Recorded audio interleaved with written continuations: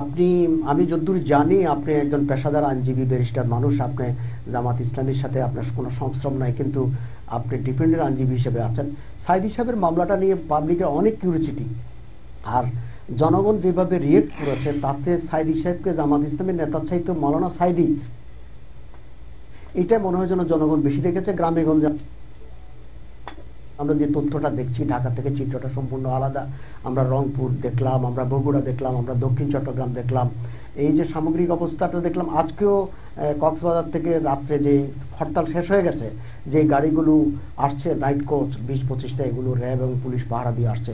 এইভাবে কি দেশ চলবে? আর এইভাবে মামলাগুলো নিয়ে যে জটিলতা তৈরি হয়েছে, আপনি আইনজীবী হিসাবে, ওনার ডিপেন্ডেন্ট উকিল হিসাবে আপনি কথা বলবেন, একই সাথে সামগ্রিক পরিস্থিতির আলোকে বিষয়টাকে কিভাবে দেখছেন? আপনি একসঙ্গে অনেকগুলো জিনিস জিজ্ঞাসা করে ফেলেছেন। তো সাইদী সাহেবের বেসিক্যালি দুইটা চার্জের উপরে তার ডেট দেওয়া হয়েছে।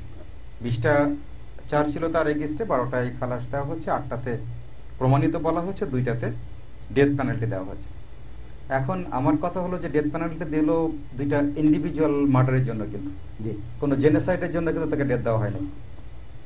কোনো ক্রাইমস এগেইনস্ট হিউম্যানিটির আদার পার্ট, যেটা এক্সেপ্ট মার্ডার, এই ইন্ডিভিজুয়াল মার্ডার ছাড়া অন্য কোনো পার্টে তাকে ডেথ দেওয়া হয় নাই।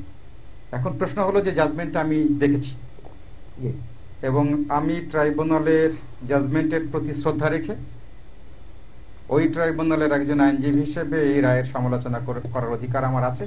সেটা আমি একটু আপনাকে খুব ছোট্ট ভাষায় জাতির উদ্দেশ্যে আমি যেটা বলছি, যারা দর্শক এখন জেগে দেখছেন।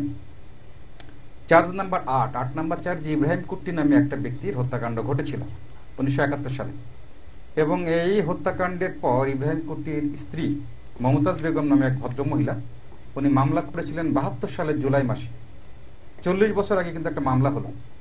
সেই মামলায় সাইদী সাহেবের নাম ছিল না। 13 জন আসামি ছিল। 13 জন আসামি ছিল, পরে বলছেন সাইদী সাহেবের নাম ওই মামলা ছিল না। এই ডকুমেন্টসটা আমরা under section 19 of the international crimes tribunal act অনুযায়ী ডকুমেন্টসটা আদালতে সাবমিট করেছিলাম। ওই সেকশনে যেটা বলা আছে যে এখানে দলিলাদি বলতে কাগজপত্র, নিউজ পেপার, আপনার video clipping, this and that, সেগুলো এভিডেন্স হিসেবে গ্রহণযোগ্য হবে। তা আমরা ওই দলিলটা আদালতে উপস্থাপন করলাম এবং বিভিন্ন একজন সাক্ষীর মাধ্যমে জিজ্ঞাসা করা হলে মামলাটা করা হয়েছিল কিনা।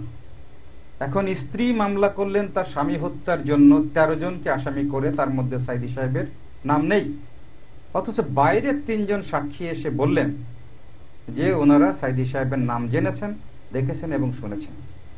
তাহলে স্ত্রী বড় না বাইরের 2-3 কিলোমিটার বা 5 কিলোমিটার দূরের সাক্ষীরা এসে বলল সেটা বড়? এটা কিন্তু এই ফাইন্ডিংসটা মাননীয় ট্রাইব্যুনাল এই জাজমেন্টের ওই অংশ উনি বলেন নাই যে ডিফেন্স এই ডকুমেন্টসটা সাবমিট করেছে, এই ডকুমেন্টসে তার নাম নাই, এটা আমরা দেখেছি, এরপরও আমরা মনে করছি যে সাইদী সাহেব এই জায়গাটা গিল্টি।